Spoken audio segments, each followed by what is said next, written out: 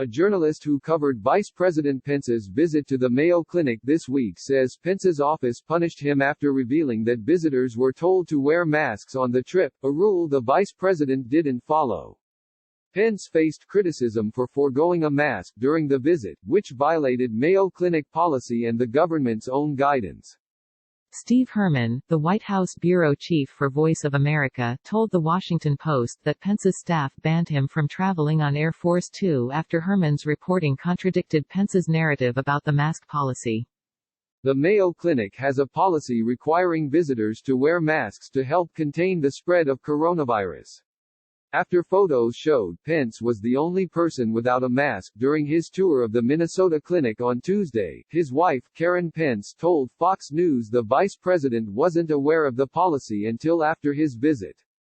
But Herman reported otherwise, writing on Twitter that all who traveled with Pence were notified by the office of VP the day before the trip that wearing of masks was required by the Mayo Clinic and to prepare accordingly. Herman covered the trip as a pool reporter. Herman said the tweet enraged Pence's staff, who said he had violated off-the-record terms for a planning memo sent before the visit, which said masks are required for everyone traveling with the vice president. But Herman's tweet came 2 days after the trip had already happened. Herman said in a statement to The Washington Post, "My tweet speaks for itself. We always have and will strictly adhere to keeping off the record any White House communications to reporters for planning purposes involving logistics that have security implications prior to events. All White House pool reporters, including myself and my VOA colleagues, take this very seriously." He declined further comment to CBS News. Herman has previously contributed reporting from Tokyo to CBS News. Herman said he learned about the punishment through the White House Correspondents Association, which did not immediately comment to CBS News. Pence's office declined to comment. The Mayo Clinic said in a now-deleted tweet that it told Pence about the mask policy before his visit.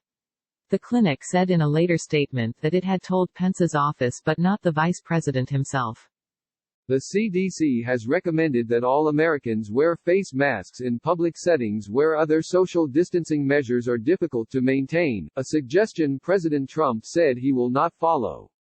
Voice of America is a news organization that is funded by the U.S. government, but editorially independent.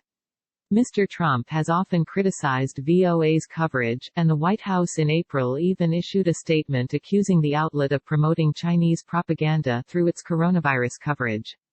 VOA said in a statement to CBS News that it adheres to the highest journalist standards, and that its charter requires it to be accurate, objective, and comprehensive in its coverage of the U.S. government. A Wall Street Journal reporter who also covered Pence's trip, and tweeted that "we were all told the day before we had to wear a mask if we entered the clinic," did not receive the same reaction from Pence's office, according to the Post.